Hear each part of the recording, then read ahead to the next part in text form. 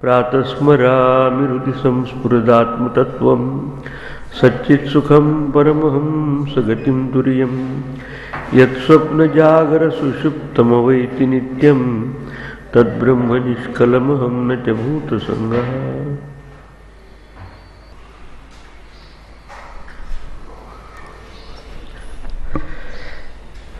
शांतिपाठ भद्रं कर्णिभिः। ओम भद्रं कर्णिभिः शृणुयाम देवाः भद्रं पश्येमाक्षभिर्यजत्राः स्थिरैरङ्गैस्तुष्ट्वागुंसस्तनूभिः विषेम देवहितं यदायुः। स्वस्ति न इन्द्रो वृद्धश्रवाः स्वस्ति न पूषा विश्ववेदाः स्वस्ति नस्तार्क्ष्यो अरिष्टनेमिः स्वस्ति नो बृहस्पतिर्दधातु। ओम शांति शांति शांति।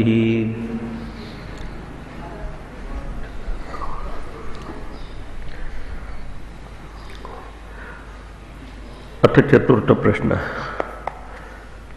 चौथा प्रश्न त्याच्याबाबत तो ब्राह्मण म्हणजे वाचूया आपण श्लोक।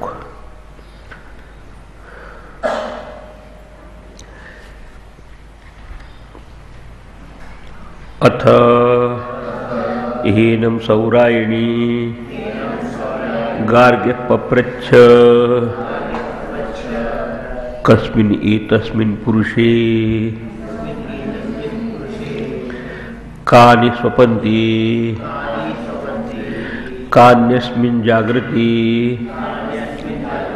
कतर एष देवः स्वप्नान् पश्यति कस्यैतत् सुखं भवति कस्मिन्नु सर्वे सम्प्रतिष्ठिताः भवन्ति इति। तीन प्रश्न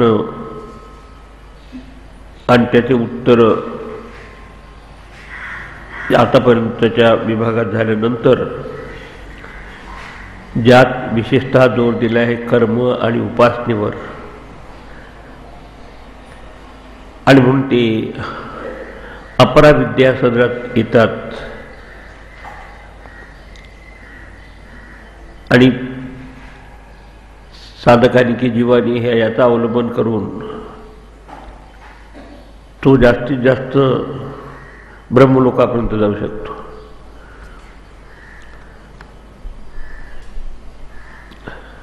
पण त्यात देखील सकामता असेल तर त्याला परत यावं लागतं। निष्काम भावने केलं असेल अंतःकरण शुद्धी होऊन तर तो जीवात्म्याच्या अंतःकरणाची शुद्धी झाल्यामुळं तो क्रममुक्तीची प्राप्ती करतो। पण इथे प्रश्न असा आहे की कोणी सांगितलं काय होतं मेल्यानंतर? याच देही याच डोळा मुक्तीचा सोहळा आपल्याला पाहता यायचा असेल आणि त्याच्यासाठी डायरेक्ट उपाय आपल्या स्वस्वरूपाचं ज्ञान, आध्यात्मिक स्वरूपाचं ज्ञान ते इथेच झालं असताना मग तो त्याला मग आवागमन किंवा त्याला पुण्य पाप असं सगळ्याचं काही राहत नाही। तर म्हणून आता इथून आता पराविद्येबाबतचा प्रश्न आहे, म्हणजे त्या शुद्ध आध्यात्म स्वरूपाबाबतचा प्रश्न त्यातले विद्यार्थी सौरायणी गार्गी विचारत आहे ठिकाणी। त्याच्या आधी अश्वलायाने जो प्रश्न विचारला त्यात आपल्या व्यक्तित्वामध्ये सगळ्यात महत्त्वाचा घटक आहे जो सगळ्याला नियंत्रित करतो, सगळ्यावर कंट्रोल ठेवतो, तो म्हणजे प्राण। प्राणाचे सेंटर्स कसे, तो स्वतःला कसा विभाजन करून आपलं सगळं कार्य करतो, तो देहामध्ये बघण्याचं, ऐकण्याचं, त्याच्यानंतर सर्क्युलेशनचं, त्याच्यानंतर पचवण्याचं आणि उत्सर्जन करण्याचं वगैरे,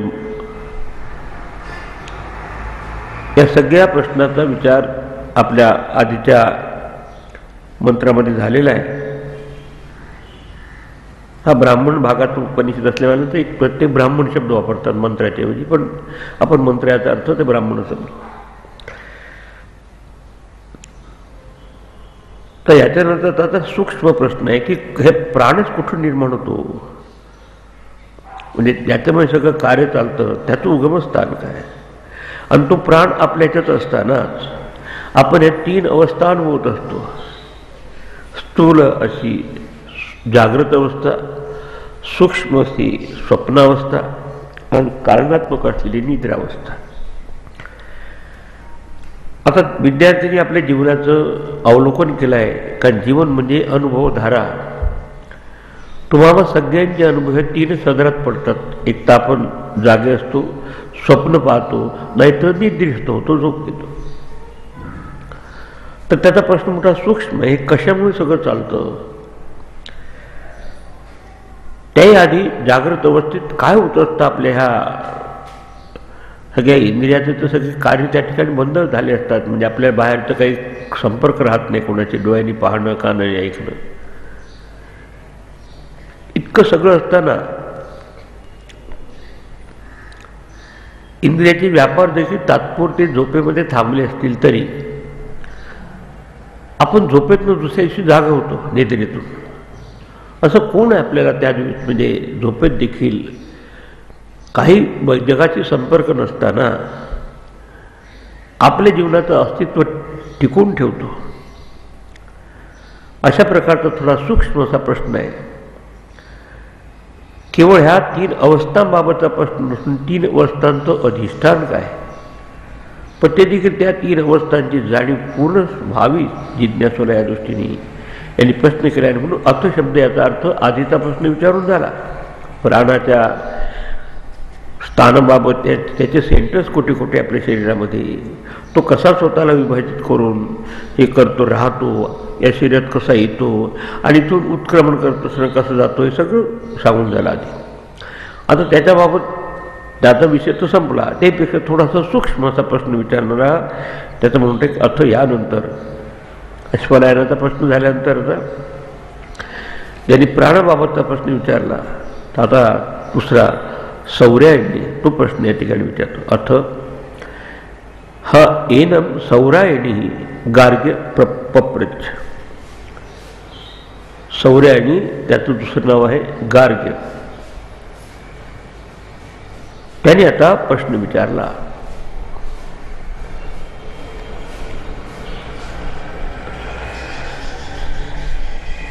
तर त्या ठिकाणी प्रश्न विचारत असताना त्याला अधिक सूक्ष्म विचार आला असेल की हे सगळं प्राणाच्या क्रिया चाललंय तर कशामुळं.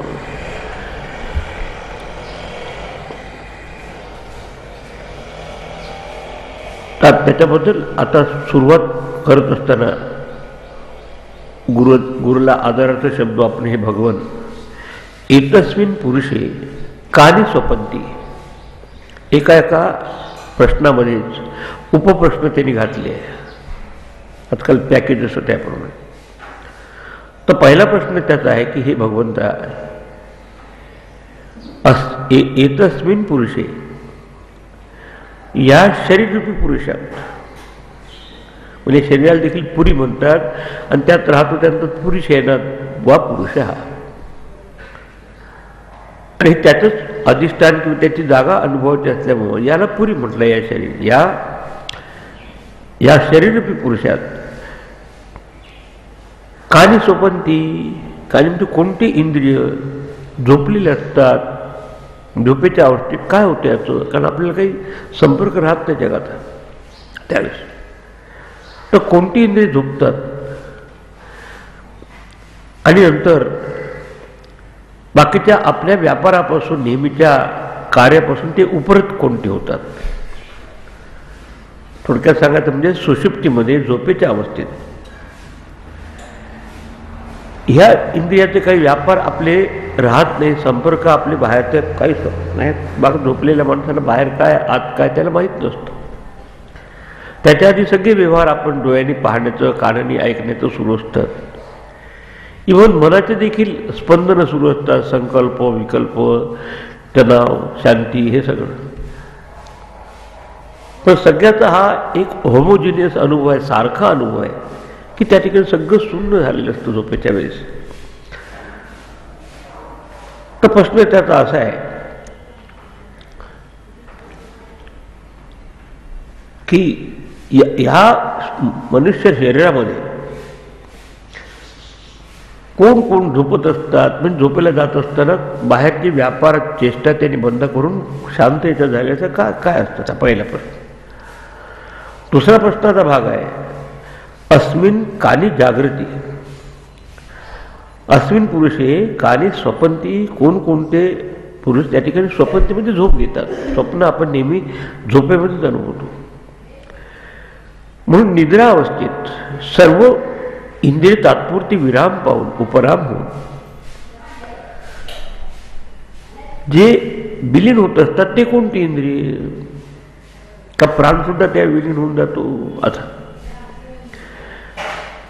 दुसरं अस्मिन काली जागृती, म्हणजे ह्या शरीरामध्ये, या मनुष्य शरीरामध्ये कोण बरं जागा असतो त्यावेळेस. कारण कोणीतरी जागा असल्याशिवाय सकाळी उठून आपण त्याचं अस्तित्व सुरू ठेवू शकतो नाही. बाकीचे सगळे व्यापार तो थांबले असतात झोपेत. काली जागृती, कोण जागा होत असतो, कशामुळं. ईशः कतरः देवः स्वप्नान पश्यति. अच्छा, आपल्या अर्धजागृत मनाने, सबकॉन्शियस माइंडने आपण स्वप्न अनुभवत असतो. त्या झोपेतल्या झोपेतच एक काहीतरी नवीन अवस्था आपण अनुभवतो. तर कोण या ठिकाणी जागतात, झोपेला असताना कोण सगळी विलीन पावलेली असतात.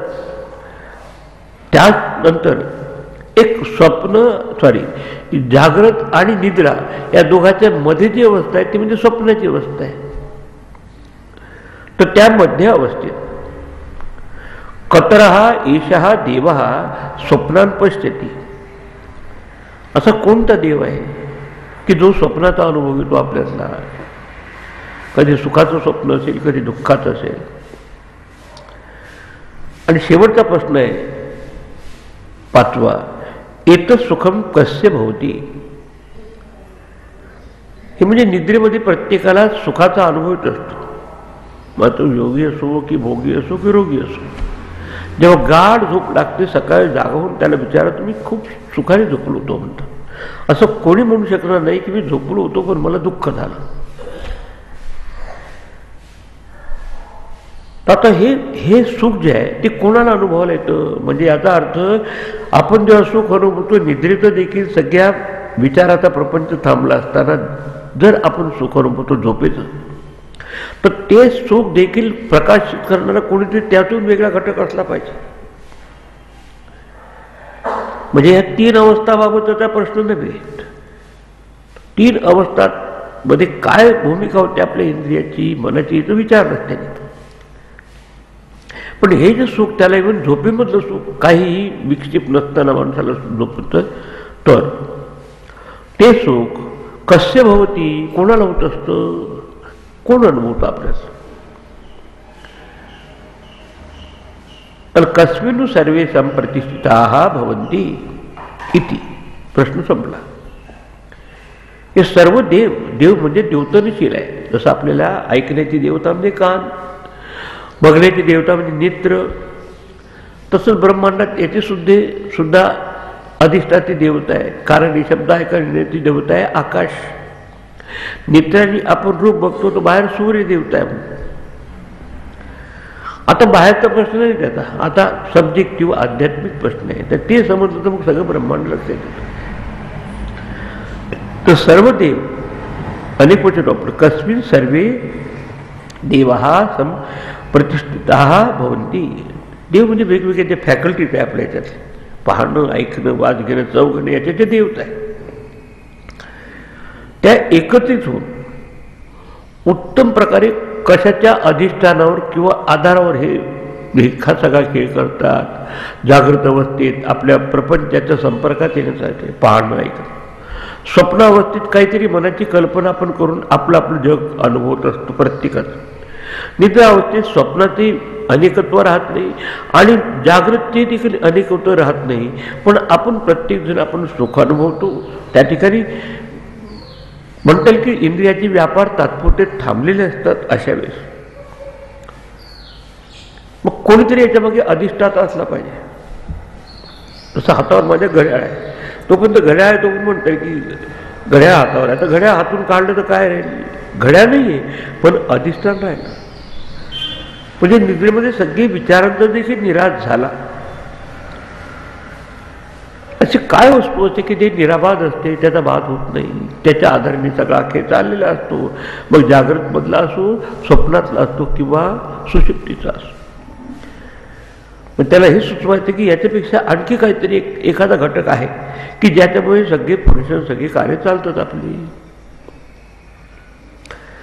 आता या प्रश्नाचा स्पष्टीकरण आता पिप्पलाद ऋषी त्या विद्यार्थ्याला पुढच्या याच्यात देतात. एखादं उदाहरण देऊ. तस्मै स होवाच यथा गार्ग्या मरीचयो अर्कस्यांत गच्छतः सर्वा एतस्मिन् तेजो मंडले एकीभवन्ति तः पुनः पुनरुदयतः प्रचरन्त्येव हवै तत्सर्वं परे देवे मनस्सेकी भवति तेन तर्हेष पुरुषो न शृणोति न पश्यति न जिघ्रति न रसयते न स्पृशते नाभिवदते नादत्ते न आनन्दयते न विसृजते नेयायते स्वपिति इति आचक्षते. तस्मै म्हणजे त्या विद्यार्थ्याला, त्याचं नाव सौर्य आणि गार्गे आहे. गार्गेला आता पिप्पला नावाचे ऋषी आचार्य म्हणाले उत्तर द्यायला की जे तू विचारलं त्याचं उत्तर ऐक. आणि ते उपमा देऊन सांगत आहे. यथा गार्ग्य, हे गार्ग्य अस्तम गच्छतः अर्कस्य, अर्क म्हणजे सूर्य, अस्तमान होत असताना हळूहळू आपण दिसेल की प्रकाश हळूहळू कमी होत जातो आणि मग तो अस्तमान होतो, अस्तंगत पावतो संध्याकाळच्या वेळेस. सर्व मरीच्या अस्तगत होणाऱ्या सूर्याच्या बाबतीत तो हळूहळू आपल्या दृष्टीच्या आड जात असताना प्रकाशाचा भाग कमी कमी होत जातो. सुंदर उपमा दिली त्या ठिकाणी. एतस्मिन् तेजोमंडले एकीभवन्ति, आणि शिवदृष्टीच्या आड जाणाऱ्या सूर्याचे सर्व किरण त्या तेजो राशीरूप म्हणजे ज्याच्यापासून ते निष्पन्न झाले त्यात ते विलीन होऊन जातात. आणि मग आपल्या दृष्टीने आपण म्हणतो की सूर्य मावळला, संध्याकाळ झाली आणि त्याच्यात मग रात्र झाली म्हणतो, काही दिसतच नसतं. परत सकाळी उठून तो उदयाला आला की ते सगळे उदित होतात. तसंच आता हेच सांगायचं आपल्याला, तो उपमा देऊन सांगत. आता त्याचे अनेक प्रकारची किरणं असतात. तसेच आपल्या मनातून देखील अनेक विचार येत असतात, कॉन्शियस थॉट, जाणीवपूर्वक विचार. त्या कॉन्शियसनेसपासून त्या मार्तंड जे तापहीन अशा त्या तापहीन अशा सूर्यापासून हे जर रश्मी किंवा येत असतील तर ते देखील तसेच आहे. आपल्याच्यात पृथक पृथक विचार येत असतात. पण त्या विचाराचं उगमस्थान बाकी एकच आहे. कोणतं? एक चैतन्य. ते सांगायचं आहे ना, हे बाहेरचं उदाहरण देऊन सांगायचं आहे त्याला की हे तुला दिसतं ना, सूर्याच्या अस्तमान होत असताना कशी प्रक्रिया होते, हळूहळू त्याचा लाईट मंद होत जातो आणि शेवट विलीन होऊन जातो आपल्या प्रकाशात. आमच्या दृष्टीने रात्र आणि दिवस सूर्याच्या बाबतीत होणं. पण सूर्याला जर इंटरव्ह्यू घेऊन विचारलं तर काय होतं, तो म्हणजे मला रात्र अशी नाही, माझी रात्र होत नाही, दिवस आहे. म्हणजे त्याला उदय अस्तमान तर सूर्याला नाही, पण सापेक्ष स्थितीने आपल्या दृष्टीने. तसंच आपण झोपलो म्हणजे झोपी गेलो, सकाळी जागा झाली की जागा होतो. तर त्याबाबत पृथक पृथक जरी रवी किरण असले तर त्याच्याबाबत आपल्याला विवेक करता येत नाही. ती काहीतरी एका सामान्य अवस्थेला प्राप्त झाले असतात, त्या ठिकाणी भिन्नपणा राहतच नाही. तसंच विचाराचं स्पंदन सगळे थांबले असताना प्रत्येक जण या झोपेला जात असतो, आनंदात असतो, तेव्हा आपल्या सगळे हे कॉन्शियस थॉट, जाणीवपूर्वक असलेले विचार त्या कॉन्शियसमध्ये जात असतात, राहतात. फक्त आपण जोपर्यंत अज्ञानात आहे तोपर्यंत आपल्याला आपल्या बाबतचं भान राहत नाही, एवढंच. आणि मग सूर्याचं परत दृष्टांत आहे तिथं, पुन्हा पुन्हा उदयतः तहा प्रचरंती. सूर्य परत उदयाला आला, तो एकदम येत नाही. सुरुवातीत जसं आता मावत असताना हळूहळू संध्याकाळ होत जाते आणि मग रात्री मिळेल. किती छान दृष्टांत दिले. सकाळी उठून एकदम सूर्योदय होत नाही. प्रथम काहीतरी तांबडं फुटतं, उष्यकाल होईल, त्याच्यानंतर मग अरुणोदय होईल, मग नंतर सूर्य. तसं आपले हळूहळू सकाळ उठलं तर एकदम तुम्हाला जाग आल्यानंतर होत नाही, पण हळूहळू आपल्या याच्यात जाणीव यायला लागते. किती छान आहे. पुन्हा पुन्हा उदय पावणाऱ्या त्या सूर्याचे ते किरण मग 10 दिशेला पसरतात. तसं आपलं मन देखील 10 दिशेला पसरत असतं जाणीवपूर्वक. तर हे झाल्या आपल्या मनाची. कारण मनाची अवस्था आपण कशी अनुभवतो, ह्या इंद्रियाची एकरूप होऊन निर्णय प्रकारचं परसेप्शन करत असताना पाहणं, ऐकणं, वाज घेणं, चव घेणं, नुसते इंद्रिय म्हणून आपण शब्दस्पर्शाचे ज्ञान प्राप्त करू शकत नाही. इंद्रिय तर बरोबर असले पाहिजे, डोळे, कान, त्याशिवाय त्याच्यामध्ये असलेल्या फॅकल्टी ऑफ ऑडिशन म्हणजे ऐकण्याची शक्ती, पाहण्याची शक्ती, आणि त्या शक्तीबरोबर आणखी काहीतरी परमार्थ शक्ती आहे, अध्यात्म. तर त्याच्यापासून जसं सूर्यापासून रश्मी म्हणजे निर्णय प्रकारची किरण येत असतात आणि ते उदयाला आले असताना, आणि जेव्हा तो अस्तमान होता तेव्हा हळूहळू ते विलीन होतात. दोन्ही वेळी प्रक्रिया हळू होते. तसं एकदम आपल्याला चटकन झोप लागत नाही, पण हळूहळू डोळे लागतो, आपण झोपून जातो.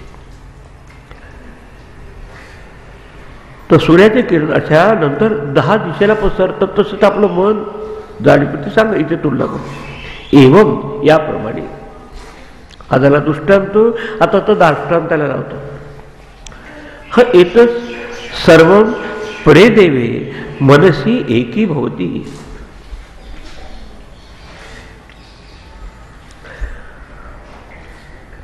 शेवट या सगळ्याचं जे अधिष्ठान परदेव, हे ह्या देवता झाल्या. पाहण्याची देवता डोळे, ऐकण्याची देवता कान, आणि त्याच्यामध्ये असलेल्या फॅकल्टी. तर ह्या सगळ्यांचे सेंटर्स आहे आपल्या मनामध्ये. बाकीचे लोक ब्रेनमध्ये म्हणतात. ब्रेन म्हणजे नुसती कवटी नव्हे, पण त्याच्या आत ग्रे व्हाईट मॅटर आहे ते. त्याला आपल्याच्यात सर्व शब्द आपल्या मनामध्ये सगळं अंतःकरण आलं. त्याने ती पसरलेले सगळी किरण जसं सूर्यामध्ये समेटून जातात किंवा अस्तमान झालं असताना, ते आपण जेव्हा झोपवल्या जातो तेव्हा हे विचाररूपी किरण, जे कधी पाहण्याचा विचार होता, ऐकण्याचा, वास घेण्याचा, चव घेण्याचा, हे सगळे परत आपल्या उगमस्थानाला येतात. आणि ते राहतात कुठे? कारण ते एक प्रश्न होता की त्याचं कशामध्ये ते प्रतिष्ठित असतात. तर त्याप्रमाणे हे इंद्रियाचे सगळे व्यापार, विषय, इंद्रियादी, पर, त्या सर्वोत्कृष्ट देवतामध्ये, ज्योतिर्मध्ये निद्रेच्या समयी एकरूप होतात, विलीन होऊन जातात. थोडक्यात सांगायचं म्हणजे सगळे विचार मनावर केंद्रित आहे, आणि मन देखील कशावर तरी केंद्रित आहे. पण रमण महर्षींनी मन आणि अहंकार एकाच अर्थाचे घेतले. ते म्हणतात all thoughts are centre upon I thought, and I thought is supported by I, pure I. म्हणजे तर सगळे विचार, पाहणं, ऐकणं, मी पाहतो, अहम पश्यामी, अहम शृणू आपण म्हणतो, पण शुद्ध जो अहम आहे तो कसा आहे त्याच्यावर हे आधारित झालेले. तर अशा तऱ्हेने हा दृष्टांत एवढ्यासाठी दिला की त्याप्रमाणे आपण झोपेला जात असताना सगळे आपले सगळे व्यवहार, सगळे व्यापार तात्पुरते बंद झाले असतात. तिथे कोणाचं आई, वडील, मुलं, बाळं,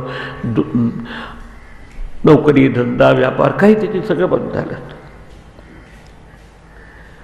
आणि मग त्या ठिकाणी त्याचा प्रश्न काय होता की अशा झोपलं असताना कोण झोपलेले जात, कोण सगळे विराम पावलेले असतात.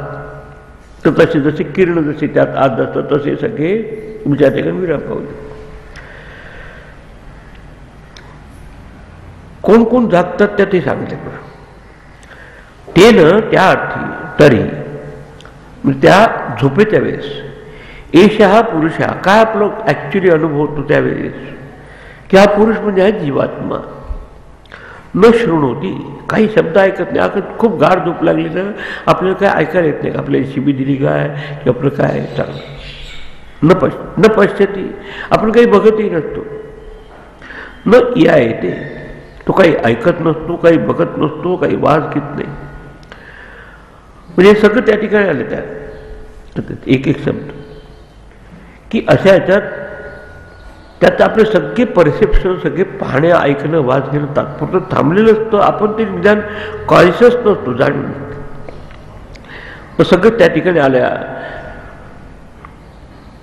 की बघत नाही, स्पर्श करत नाही, बोलतही नाही म्हणून त्या दुसऱ्याच्या कोणाशी. हाताने काही उचलायचं तेही उचलत नाही. उपस्थित याचा आनंदही तो भोगत नाही, म्हणजे संपर्कात येऊन एकमेकाच्या असा. त्याच्यानंतर मळाचा त्याग म्हणजे आपण उत्सर्जन देखील आपण करत नाही, जाणीवपूर्वक. त्यावेळेस म्हणजे सगळे व्यापार इंद्रियाची थांबवून आपल्या उगमस्थानामध्ये जेव्हा विलीन होतात, सूर्याची किरण जे अस्तमान सूर्य झाल्यानंतर तसं होत असताना सगळ्याचे अनुभव सारखेच, सगळं ब्लँक होऊन जातं, काहीच राहत. तर अशा अवस्थेला म्हणतात स्वपिती इति आचक्षते. स्वपिती म्हणजे झोप, तिला झोप असं म्हणतात. तो सुषुप्त काली असं आपल्या एकीभूत प्रज्ञान घनैव आनंदमय आनंदमय चेतोमुख प्राज्ञा तृतीय पादा असं आपल्या मांडुक्यपुरी सांगितलं. म्हणजे आपल्या कारण शरीराशी आपण जेव्हा एकरूप होतो त्यावेळेस बाकीचे सगळे मनाचे स्पंदनही थांबलेले असतात आणि बाहेरचे संपर्क थांबले असतात. आणि अशा अवस्थेला आपल्या अध्यात्मात म्हटलं आहे निद्रा अवस्था, लौकिक जनसार. आता निद्रा अर्थाने त्यात ते जेव्हा अर्धजागृत मनाने आपला प्रपंच उभा करते तिथून स्वप्न उभवत असतं.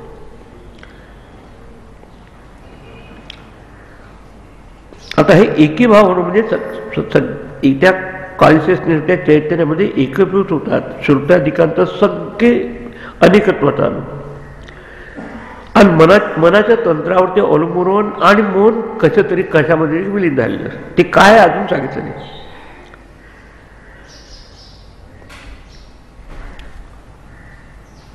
आता पुढच्या याच्यात प्रश्न आहे त्याचा की हे सगळं होत असताना कोण जागा असतो. पण कोणी झोपलं असताना का आपण असंच उत्तर देतो, अमुक स्वामीजी झोपले आहेत, अमुक कोणी आहेत. ते कोणीतरी आपल्याला असं त्या अवस्थेत सगळं विराम झाल्यानंतर काहीतरी अस्तित्व राहिलेलं असतं. तर कोणती इंद्रिय त्यात जागतात. आता पहिल्यांदा काय काय झोपल्या जातात ते सांगितलं. आता दुसऱ्या प्रश्नाचा भाग होता की कानी स्वप्न झालं म्हणजे काय झोपतात, कानी जागृती. दुसरा प्रश्न होता की कोण जागत असतात त्यावेळेस. असं सगळं चाललं असताना आणि आपल्याला प्रत्येकामध्ये प्राण जागा असतो, कारण प्राण नसेल तर मग ती अवस्था बदलली. रामनाम सत्य.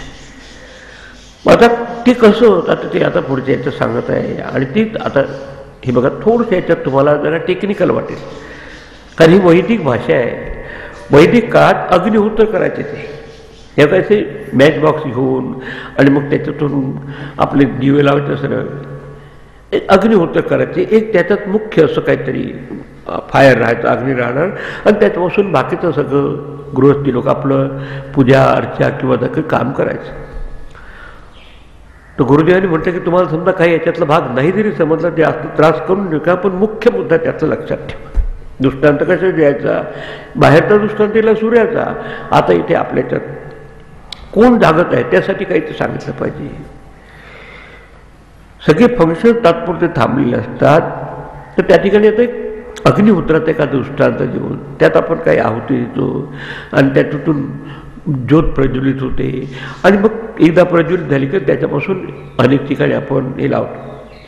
तर तिथे 2-3 शब्द टेक्निकल आहे, पण त्याच्यातला महत्त्वाचा मुद्दा घेऊन आपण पुढे जाणार. बघू आता ते तिसऱ्या ब्राह्मणामध्ये काय म्हणले. प्राणाग्नयः एवेतस्मिन् पुरे जागृती गार्हपत्यो हवा एषो अपानः व्यानो अन्वाहार्य पचनः यद गार्हपत्यात् प्रणीयते प्रणयनाद आहवनीय प्राणः।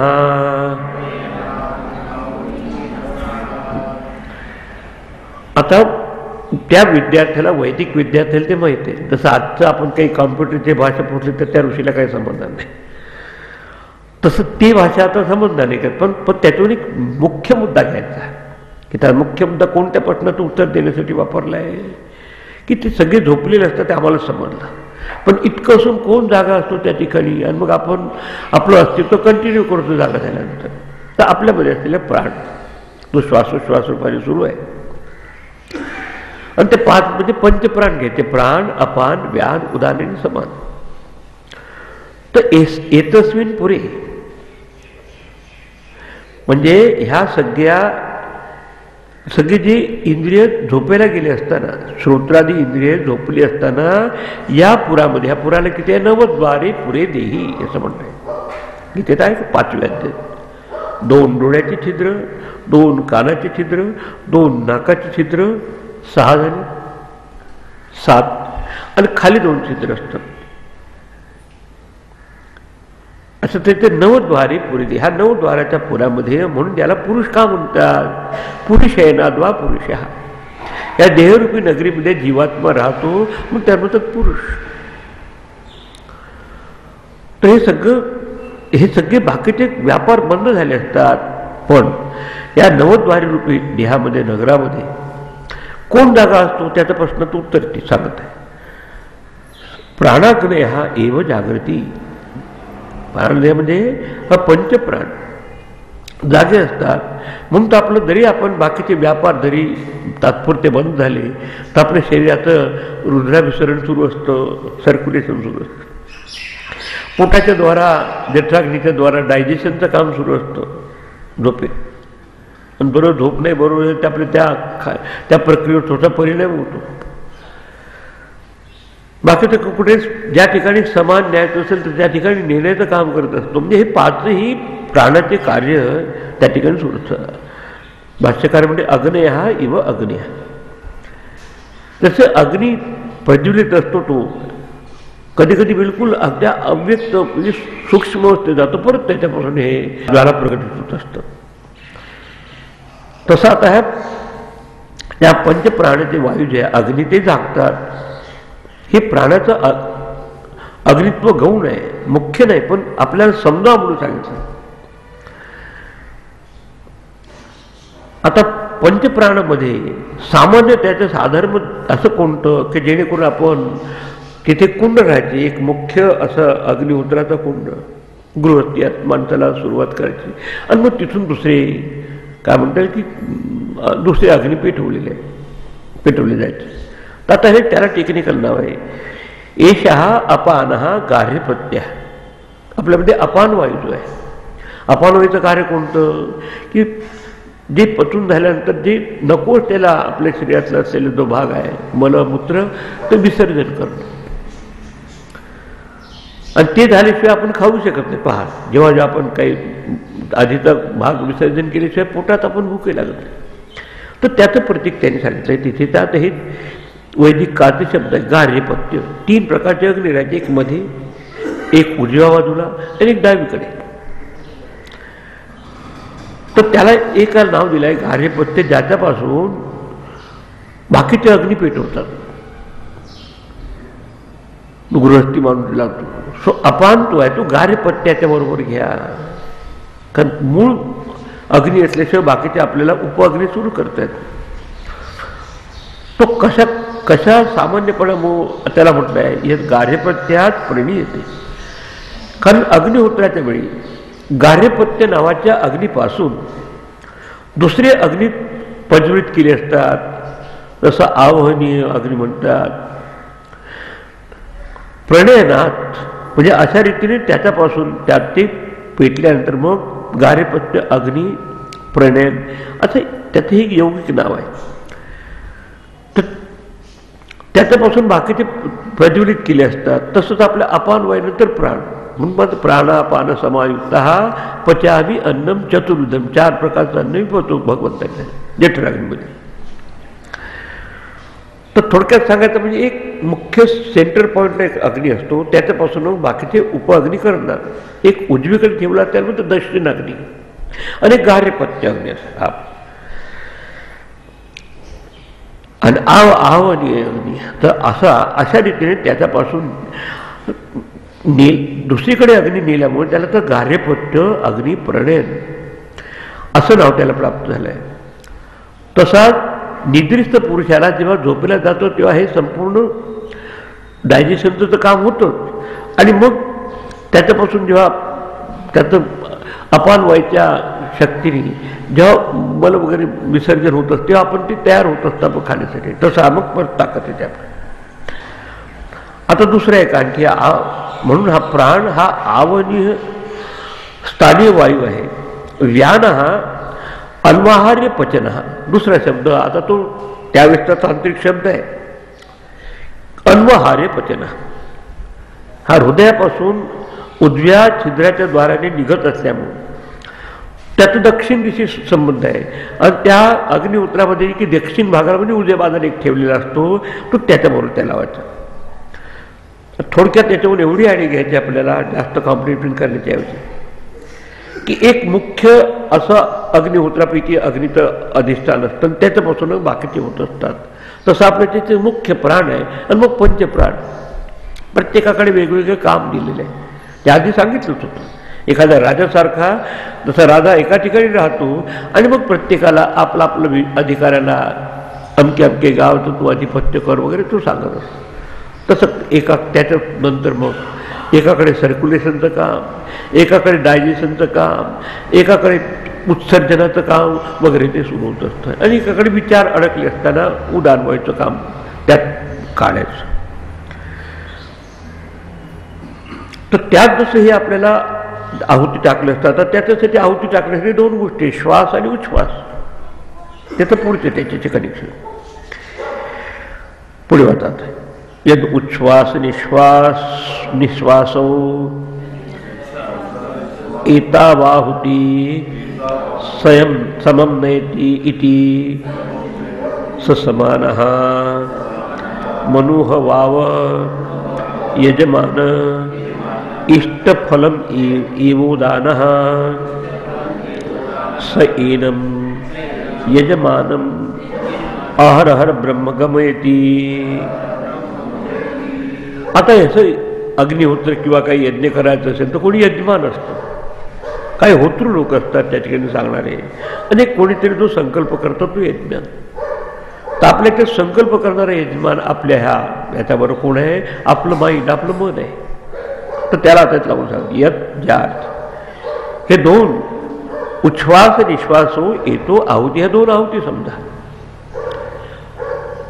अपानापासून परत प्राण आणि आपले ते चौथ्या अध्याय देखील हा आलाय विषय. श्वास आणि निश्वास हे जणू काही अग्निहोत्राच्या आहुती समजा, कारण हे रूपकात्मक सांगत आहे मिट्याप्रमाणे. आणि त्यापैकी एकाला आपण म्हणतो समान वायू, समम नयति इति समान. तर त्याच्या साम्याने शरीर स्थितीमध्ये सगळ्या ठिकाणी तो आवश्यकतेनुसार शक्ती पुरवतो. समजा आपल्याला इथे आता उचलायची शक्ती आवश्यक आहे तर तो समान तिथे पाहिजे तिथे तो बॅलन्स करतो, तो घेऊन जातो. आणि त्याच्यात ते नव्हतो तो समान. मनहा एव यजमानः. तसे अग्निहोत्र करत असताना कोणीतरी यजमान बसवतात संकल्प करायला, तर आपलं मनच येतात. कारण नुसते प्राण काही कार्य करू शकत नाही. चांगलं वाईट पुण्यकर्म करायचं, पापकर्म करायचं हे आपल्या मनाच्या अवस्थेनुसार आपण करत असतो. तर त्यात मन हाच एक यजमान आहे. आणि मग मनाने कर्म केल्यानंतर त्याला इष्टफलम एव उदान, त्याचं कर्म केलं असेल त्याच्यानुसार मिळणारं फळ हे त्याचं ते उदान व्हायचं प्रतीक आहे. कारण उदान व्हायचं मागे सांगितलं आहे की सूक्ष्म शरीराला एका स्थूल शरीरापासून दुसरीकडे नेण्याचं काम हा उदान वायू करतो. मग आपण जेव्हा मरून गेला कोणी माणूस तर उपशांत तेज हा बिलकुल शांत झालं असतं काही ते हालचाल करत, तर तसा हा त्या जीवाचं जे संकल्प करण्याची शक्ती आहे मनामध्ये आहे, त्या मनाला इष्टफल देण्याचं काम ते करत असल्यामुळं त्याला मन हाच यजमान सांगितलं आहे. आणि इष्टफल एव उदान, त्याला मिळणार जे काही कर्मानुसार मिळणारं फळ आहे ते त्याचं उदान. सहा एनम यजमानम अहरह ब्रह्म गमयती. तो उदानवय, त्याला जसं उदानवयचं काम कोणतं आहे की एका शरीरातून सूक्ष्म शरीराला दुसऱ्या शरीरात न्यायचं. आपण तर प्राण निघून गेला की ब्रीथ इज लास्ट असं शब्द आपलं शेवट. आणि त्याला मागच्या याच्या सेक्शनमध्ये तो वाहक आहे. जसं कॅरियर असतो ना तसं वाहन. तर तसा हा त्या मनाला त्याच्या संकल्पनेप्रमाणे त्याच्या कर्मानुसार इष्ट अनिष्ट फळ देण्यासाठी हा तिथे हे घेऊन जातो. अहरहर ब्रह्म गमयती. खऱ्या अर्थात निद्रित अवस्थेत आपल्याला जो आनंद असतो तो ब्रह्मानंदच असतो, फक्त आपल्याला त्यावेळेस त्याची जाणीव राहत नाही. पण तो सुषुप्ती अवस्थेत ब्रह्माला म्हणजे थोडक्यात सांगायचं म्हणजे कारण शरीरामध्ये विलीन होऊन जातं आपलं मन झोपेत असतं. आणि मनाचे स्पंदन नसल्यामुळं, विक्षेप नसल्यामुळं प्रत्येकाचा अनुभव सुखाचा असतो. कारण जिथे विक्षेप आहे, अजिटेशन आहे, तिथे दुःख आहे. आणि याला कॅरी करण्यासाठी मदत करतात हे दोन श्वास निश्वास, हे दोन.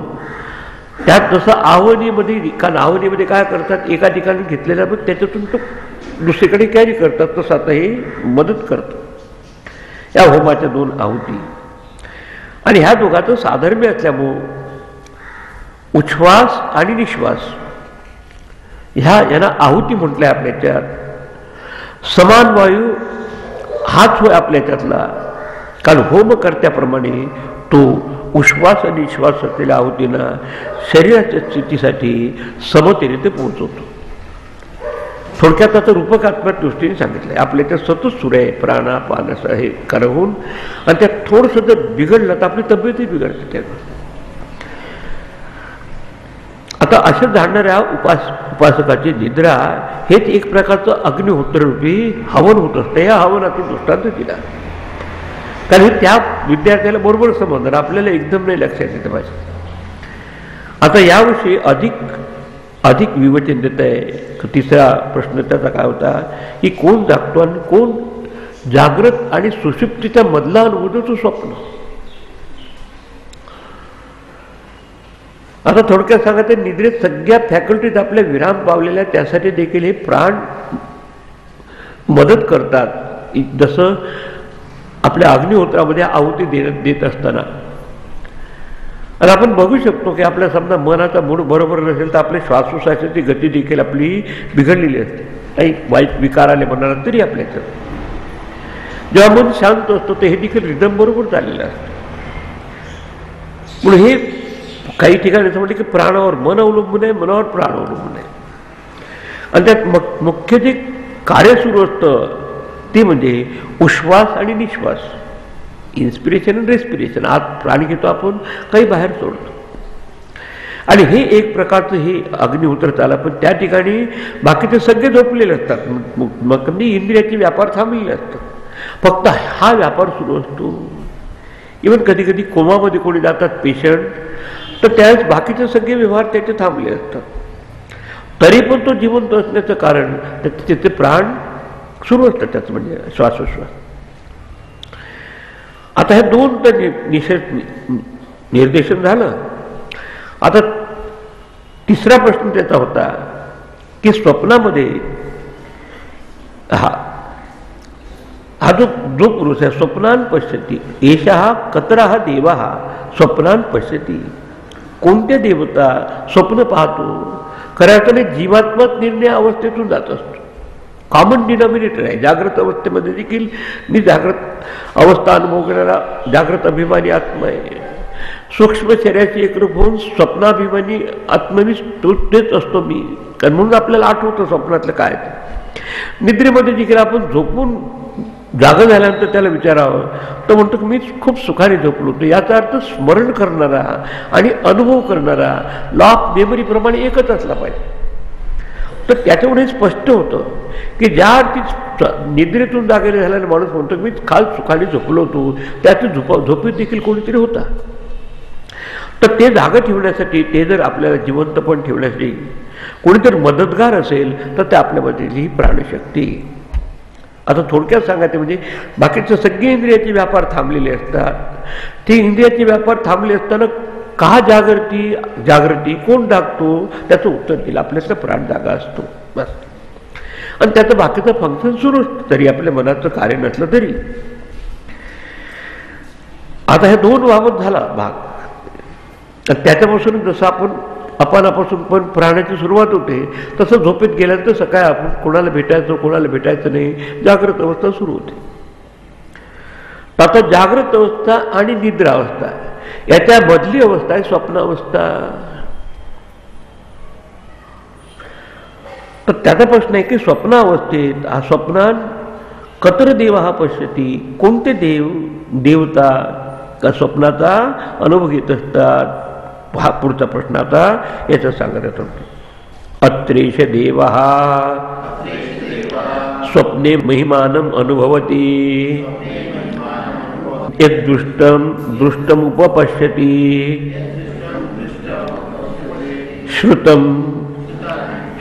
श्रुतमेवार्थम अनुशृणोति देश दिगंतरेश्च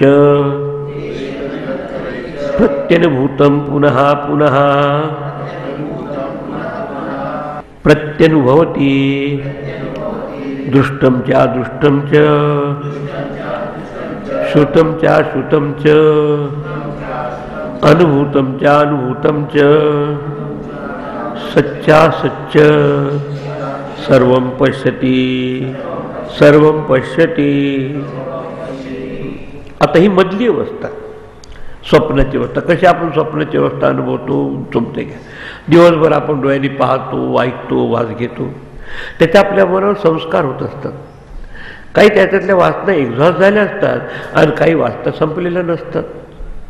आणि दिवसभर आपण पाहिलं तर जे मनी वसे ते स्वप्नी दिसे. मग तेच आपण परत जे सकाळी संध्याकाळी माणसं मला भेटली असतील, रात्री दिसायला काही कोणाशी आपण बोललो असेल कोणी आपल्याला, तर तसं तर ते होत असताना ते जसे आपल्या मनातल्या मनात इंद्रियाचे झालेले सगळे सूक्ष्म व्यापार आपल्याला प्रतीतीला येतात. तर अत्र म्हणजे स्वप्न अवस्थेत श्रोत्रादी इंद्रिय उपरत झाली असताना, म्हणजे आपण झोपेत गेलो असताना प्राणादी वायू देहरक्षणार्थ जागत असतात. ते प्राणाचं कार्य सुरूच असतं. बाकीचे सगळे व्यापार संपर्क आपले थांबलेले असतात सुषुप्तीच्या अवस्थेत. आणि त्या गाढ झोपेच्या अवस्थेत मग आपल्याला पूर्वी जे आपण जे पाहिलं असेल, ऐकले असेल, त्या संस्काराच्या अनुरूप प्रत्येकाचं स्वप्न पाहतो. डॉक्टरला पेशंटवर अटेंड करायला दिसतो, एखादा वकील असेल तर क्लायंट दिसणार, एखादा व्यापारी असेल तर व्यापारी दिसणार, एखादा काही शेती करणार, तसे संस्कार त्याच्याप्रमाणे. आणि काही तर विचित्र स्वप्न असतात, कदाचित या जन्मातले नाही तर आधीचे काय असतील. म्हणजे पूर्वी जर झोप लागण्याच्या पूर्वी जे काही त्याला अनुभवाल ते परत अनुभवाचे त्यातून ओढत असतो आपण झोपेत असतो. पूर्वी म्हणजे जागृत आणि सुषुप्ती या दोन अवस्थांच्या मध्य भागात जे काही आपण आधी पाहिलेले असेल, ऐकले असेल, ते आपल्याचा हा जीवात्मरूपी देव अनुभवत असतो. ईशा देवा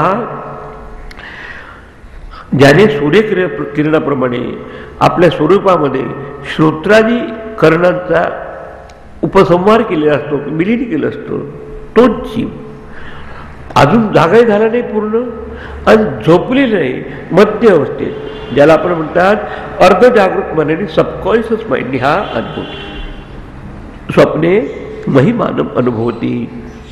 स्वप्नात आपला महिमा, आपल्या संस्काराचा महिमा त्या ठिकाणी अनुभवतो. जसे संस्कार असेल तसं अनुभवतो. आणि ते कसं अनुभवतो आता सांगत आहे. म्हणजे आपण दिवसभरात पाहिलेले काही अनुभव रिपीट होतात त्यावेळेस, सगळे नाही. की यत दृष्टम अनुपश्यते.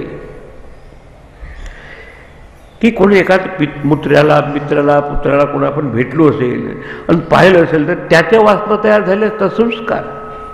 आणि ते मनातून न निघाल्यामुळं कधी रात्री आपल्याला स्वप्नात कोणाला भेटलो, कोणी आपल्याला भेटलं, कोणाला आपण बोललो, कोणी आपल्याला काही बोललं असं आठवण वाटतं. याचा अर्थ काय झालं, जे पाहिलं तेच परत पाहतो आहे सूक्ष्म रूपाने. फक्त हे जागृत अवस्थेत बघत असताना नेत्र आपले उघडे असतात स्थूल, स्वप्न अवस्थेत इंद्रियाची उपलब्धी नसते, पण मनाचं स्पंदन असतं. म्हणून दोघांमध्ये जागृत आणि स्वप्न अवस्था मांडव्य उपनिषद दोन्ही सारखेच मानलेले आहे. का जागृत अवस्थेत काय म्हणतात, मनाचं स्पंदन असतं, प्रोजेक्शन असतं. स्वप्नावस्थेत देखील मनाचं स्पंदन प्रोजेक्शन आहे. फक्त जागृत अवस्थेत मनाचं स्पंदन इंद्रियाचं सहित असतं आणि स्वप्न अवस्थेत इंद्रियाच्या काही संपर्क नसताना आपण एवढंच. बाकी असंच प्रपंच दिसतं. मला एक काल दिसलं की मी न्यूयॉर्कला गेलो प्लेननी. आता काय वाचवता माझ्या मनाचं एक भाग प्लेन झालं, दुसऱ्या भागाला मित्र भेटला, दिवसभर विचार केला असेल तर ते आला तो विचार. तर दृष्टम अनुपस्थिती, जसं अनुपस्थिती त्याला फॉलो करू. तसं राम हा गच्छती, लक्ष्मण हा अनुगच्छती. राम पुढे जातो आणि लक्ष्मण त्याला फॉलो करतो, पाहतो. तसं हे आधी दिवसभराचे जे संस्कार असतात ते आपल्या मनावर त्याचे ठसे उमटल्यामुळं आणि ते तसंच कारण शरीरात त्याचे संस्कार झाल्यामुळं त्या संस्काराच्या नुसार ज्या वासना एक्झॉस्ट झालेल्या नसतात, संपले नसतात, त्या जेव्हा प्रकट होतात तेव्हा आपल्याला स्वप्न दिसायला लागतात, चांगलं वाईट कुठे असं. तर त्यातमध्ये होतं काय, ते पाहिलेलंच वस्तू आपण परत पाहत असतो त्यावेळेस. ऐकलेलं तर ऐकतो, ते पुढे सांगितलं श्रुतमेव नेव अर्थम अनुश्रवणती. अनुश्रुती म्हणजे परत तो ऐकल्यासारखं त्याला अनुभव येतो. श्रुतम एव अर्थम अनुश्रुती. ऐकलेल्याचा अर्थ त्याच्या वासनेनुसार जणू काय त्याला पुनरपी ऐकायला येत असतं. दिशा दिगंतरेही च प्रत्यनुभूतम पुनः पुनः प्रत्युनुभवती. निर्णया नदी तीरा किंवा कुठे आपण गेलो असेल तर निर्णया पूर्व दिशेला, पश्चिम दिशेला, उत्तर दिशेला, दक्षिण दिशेला कुठे आपण फिरायला होतो तर दिशा देखील आपल्याला दिसायला लागतात, सगळ्या वेगवेगळ्या. ज्या अनुभवल्या त्यात येतातच. सो प्रत्युनुभवती. परत त्याचा आपण एक लिपी काढतो ना, आपण प्रतिलिपी म्हणतो त्याचे झेरॉक्स. तसं ते झेरॉक्ससारखं आपल्याला परत आपल्या अनुभवाला येत असतं. आणि हे सगळं वस्तूच्या पुनत आपण वारंवार त्याचा अनुभव घेत असतो आपल्या सूक्ष्म शरीराच्या द्वारा. आता मग याच्यावर आता निष्कर्ष थोडक्यात सांगत आहे सार्वजनिक. दृष्टमच अदृष्टमच. आता कधी कधी तर असे आपल्याला अनुभव येतात स्वप्नाचे जे कधी आपण कोणाच्या संपर्कात आलो तरी असे काही होऊन जातात, तर कदाचित आणखी आधीच असू शकेल. म्हणून काही दृष्टमचे म्हणजे या जन्मी पाहिलेलं किंवा आधी अन्य जन्मीचे संस्कार होऊ शकतात. कधी कधी बोलतोच दिवशी काही उंटाला घोड्याचंच शरीर लागलं आहे, काही दिसू शकतं. आजकाल नाही कॉम्प्युटरमध्ये कुठेही मिक्सअप करतात. कारण याचा कधीच अनुभव घेतलेला नसतो असे देखील येतात. म्हणजे तुम्ही विचारलं की सगळ्याच गोष्टी अशा काही थोड्याच होतात की ज्या अनुभवल्या आहे, काही नसेल. याचा अर्थ सांगितलं भाष्यकारांनी की पूर्वजन्माचे काही संस्कार असतात ते येऊन जातात. श्रुतमच अश्रुतमच. काही न ऐकलेल्या गोष्टी, काही ऐकलेल्या गोष्टी दोन्ही येतात परत आपल्या. तसंच अनुभूतमच अनअनुभूतमच. आणि काही अनुभवलेल्या गोष्टी असेल, कधी आधी नाही अनुभवल्या ते देखील आपल्याला विचित्रच्या स्वप्नात दिसतात. सच्च असच्च. सत म्हणजे बाहेर असलेले व्यक्त स्थूल आणि असत म्हणजे सूक्ष्म. सत म्हणजे जसं पाणी खरोखर तर पाहतो आपण, काही भक्ष्य पदार्थ खायला बघतो, कधी कधी उलटेच अनुभव येतात. खूप अत्यंत तुम्ही महाशिवरात्रीचा उपास केलेला असेल, तुम्हाला पूर्णाची पोळी खाल्ल्यासारखं वाटतं, काही दिसू शकतं त्या आधीच. कधी ते सगळं खाऊन झाल्यानंतर जेव्हा झोप लागते तेव्हा कधी आपण फास्ट केला असंच वाटतं, पण सकाळी काही अजून क्लिअर झालेलं नसतं. तर काही होऊ शकतं. म्हणजे तुम्ही असं म्हणू का असं का दिसतंय, याचं कारण की या जन्मात असेल नाही तर आधीच असेल. असं म्हणजे ज्याला जे मिथ्या आहे ते देखील मृगजयादी देखील दिसतं आपल्याला. मृगजयादी सर्वं पश्यती सर्वं पश्यती. का कोण पश्यते म्हणजे अनुभवती. कोण? जीवात्मा. अंतःकरणाशी एकरूप झालेले चैतन्य त्यांचा जीव आणि त्यात आपल्या संस्काराच्या अनुरूप आपला आपला स्वप्नाचा प्रपंच तो पाहत होते. एका स्थूल प्रपंच जागृत अवस्थेत, सूक्ष्म प्रपंच स्वप्नावस्थेत आणि कारण प्रपंच झोपेच्या अवस्थेत आला. तो झोपेचं तर निर्देशन करायचं स्वप्नावस्था आणि आपण देखील पहिल्यांदा झोपतो, नंतर स्वप्न पाहतो, नंतर जागृत अवस्थेत येतो. पण आपल्या अंतःकरणात जे संकल्प येतात त्यानुसार बाहेर आपण काम करतो. पण संकल्पाचं उगमस्थान कुठे पाहिलं तर आपल्या वासनेनुसार संकल्प येतात, नंतर बाहेर आपण काम करतो. ज्ञानेश्वरांनी ह्या 3 अवस्थेला बीज आणि अंकुराचे उपमा दिली आहे. झाड जेव्हा उगवतं त्या प्रथम ते बीज अवस्थेत असतं. बीजापासून मग अंकुर येतो आणि अंकुर जेव्हा पक्का वाढला की झाड होत असतं. तसं आपलं पहिल्यांदा बीज रूपाने वासना असतात. वासनेतून आपण काय करायचं काय करू नये आपलं हळू संकल्प येतात आणि मग त्याला जेव्हा आपण नामरूपाच्या जगतात कार्यरूपाने आकार देतो तेव्हा आपली जागृत अवस्था होते. म्हणजे बीजावस्थेसारखं आहे निद्रावस्था, बीजासारखी अंकुरासारखी आहे स्वप्नावस्था आणि वृक्षासारखी आहे जागृत अवस्था. आणि तिथून परत आणखी वासनेची बीज तसंच राहिले तर परत सुरू होत असतं. आता पुढे तो स्वप्नात हे पाहत असतो त्याचा आणखी पुढे विवरण करत आहे. सहा सदा तेजसा अभिभूतः भवति अत्रेश देवः स्वप्नान् न पश्यति अथ तदेतत् अस्मिन् शरीरे एतत् सुखं भवति. आता जेव्हा हे आपलं स्वप्नामध्ये निदान मनाचं काय म्हणतात प्राजेक्शन विजृंभण किंवा विक्षिप्तता असते, झोपेमध्ये ते विक्षेप संपलेले असतात. तर त्याचा प्रश्न झोपेबाबत देखील होता की एषः कतर देवा झाला स्वप्नान पश्यति एतत् सुखम कस्य भवति. ते सुख कोणाला होत असतं निद्रावस्थेत, पण ते कसं होतंय सांगत आहे आता. सहा यदा हा मनोरूप देव म्हणजे चैतन्य मनाशी एकरूप झालं त्यानंतर जीवात्मा, तो जीव तेजसा अभिभूता भवती. जसं आपल्याला सूर्याच्या तेजामुळे आपल्याला किरण दिसतात, त्याच्यामुळं आपल्या तिथे विचारांचे जे किरण आहे ते ज्या चिद्रूपाच्या योगाने प्रकाशित होतात ते परत आपल्या अव्यक्तामध्ये विलीन होत असतात. तसा हा तेजसा अभिभूत भवती. पुढे सांगितलं की ते आपल्या त्या कॉन्शियस असलेले विचार परत आपल्या अनकॉन्शियस किंवा जाणीव नसलेल्या अशा अवस्थेत झोपेच्या अवस्थेत जात असतात. पुढे म्हटलं अत्रेश देवा स्वप्नान्न पश्यति. देव म्हणजे हा जीवात्मा आता स्वप्न देखील पाहत नाही, कारण स्वप्नात निदान सबकॉन्शियस माइंड अर्ध जागृत मन होतो, आता ते थांबलेलं असतं. स्वप्नात न पश्यति अथ तदेतस्मरी शरीरे, तदेतस्मरी शरीरे, या शरीरामध्ये एषा हा देवा स्वप्नात न पश्यति. मनात संकल्प विकल्प सगळे थांबलेले असतात. आता ही झोपेची अवस्था सांगत एतच सुखम भवती. जो कोणी असेल तो त्याचा सुखाचा अनुभव येतो. कोणता म्हणजे जीवाची तिसरी अवस्था आहे. मध्यम अवस्था त्याची स्वप्नाची, पूर्ण जाणीवपूर्वकपणाने बाहेर तो पाहत असताना ती झाली जागृतीची अवस्था. आणि तोच जीवात्मा मनाचं स्पंदन थांबलं, बाकीचे व्यापार थांबले असताना जेव्हा स्वप्नान अपि न पश्यति, स्वप्न देखील पाहत नाही, तर अशा वेळेस तो कारण अवस्थेत असलेला तो जीवात्मा तोच त्या ठिकाणी पाहतो. जसं एकच माणूस 3 ठिकाणी जात असतो. एका ठिकाणी आपल्या त्याच्यात पुढे रोटरीच्या क्लबला जात असेल तर प्रेसिडेंट म्हणून जातो. आता त्याच्यानंतर कधी यात्रेला झाला असेल तर कधी कोणी झोपडीमध्ये देखील झोपावं लागतं त्यावर तिथे जातो. कधी घरी आला तर बायकोचा पती बसवास या दृष्टीने राहतो. पण माणूस एकच असतो. तसाच एकच या 3 अवस्थेतून जात असतो असा जीव हे सांगितलं. आता बाकीचा भाग आता थोडंसं आणखी दुसरं रूपक देऊन सांगत आहे.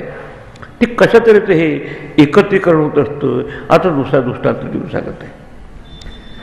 जसे पक्षी दिवसभर फिरत असतात आणि नंतर घरी येऊन आपल्या घरट्यात येतात. तसं आपण झोपेच्या अवस्थेत जातो. सयथा सौम्य वयांसी वासो वृक्षम संप्रतिष्ठन्ते एवं हवै तत्सर्वं परे आत्मनि संप्रतिष्ठते. आता कथम प्रतिष्ठती, ते कसं तरी ते कसं त्या राहत असतं ते सांगत आहे की यथा, ज्याप्रमाणे. आता दुसरा दृष्टांत आहे. हे सौम्य म्हणजे शांत मन असलेले हा विद्यार्थी. वयांसी वासो वृक्षम संप्रतिष्ठन्ते. हे पक्षीगण आपल्या निवासाकडे जायला परत येतात. ते भोपाळी तुम्ही आहे का, चरावया पक्षी, आणि मग दिवस एकाचे निघतात आणि मग परत आत येऊन आनंद कंदा प्रभात झाली. इथं पुढे छान आहे ते. तर हे पक्षी जसे आपल्या निवासस्थानाकडे जावायला परत निघतात, तसं आधी सूर्याचा दृष्टांत ऑब्जेक्टिव्ह दिला. आता हा जंगलातलं उदाहरण देत आहे. कारण त्याच विद्यार्थी तिथे शिकत होते. एवं हवै तत्सर्व परे आत्मनी संप्रतिष्ठते, की त्याचप्रमाणे बाकी सगळे हे सगळे जे परसेप्शन आहे, पाहणं, ऐकणं, वाचणं, आपण झोपेच्या अवस्थेत सगळं विराम झालेलं असतं. आधी सूर्याचा दृष्टांत देताना देखील भावतोच, त्याच्यापासून उदय आणि अस्तमान आहे. पण सूर्याला त्याच्या दृष्टीने पाहिलं तर उदय अस्तमानता नाही. तसं घरट्यातून बाहेर निघालेले पक्षी, चरावया पक्षी, आणि मग ते संध्याकाळ झाली की परत ते आत येऊन विलीन होत असतात. तर त्याप्रमाणे आता हे सगळे आपले विचार त्या ठिकाणी होतात. आता पुढचा भाग आपण उद्याच्या याच्यात घेऊया आणि मग एक राहिलेले आपल्याला पूर्ण करता येईल. आता थोडासा काही भाग त्या वैदिक काळात असल्यामुळे तसे शब्द त्यांनी वापरले, पण दृष्टांत देत असताना हे सांगितलं की हा मनाची, आपल्या चैतन्याची एकरूप होऊन झालेल्या अवस्था ह्या जीवाला अनुभवायला मिळत असतात. फक्त तो आपल्या कॉस्ट्युम्स म्हणजे उपाधी बदलत असतो. उपाधी बदलून वेगवेगळे अनुभव येत असताना, पण त्यात देखील असं अजून एक राहायला सांगायचं की ज्याच्या अधिष्ठानाखाली सगळं चाललं असतं तो ते आहे ब्रह्म, तो आहे परमात्मा, त्याच्याशिवाय राहू शकत नाही. आणि याच्या बाबत अधिक तुम्हाला डिटेल अभ्यास करायचा असेल तर मांडुक्य जरूर वाचावं. ह्या 3 अवस्थांचं खूपच छान विश्लेषण केलं. तर आपण इथे थांबून टॉपिक आता थोडा बदलतो, तो उद्याच्या याच्यात आपण पाहू. पुढे सांगत आहे हे पंचमहाभूताचे ज्या फॅकल्टीज आहे, जे शक्ती आहे, त्याला तन्मात्र म्हणतात, ते देखील त्याच अधिष्ठानामुळं दिसतात. थोडक्यात सांगायचं म्हणजे जे पिंडाचं अधिष्ठान आहे, जागृत स्वप्न सुषुप्तीचं, तेच ब्रह्मांडाचं देखील अधिष्ठान ब्रह्म आहे. त्याचं सांगायचं ते पुढे नंतर बघू आपण.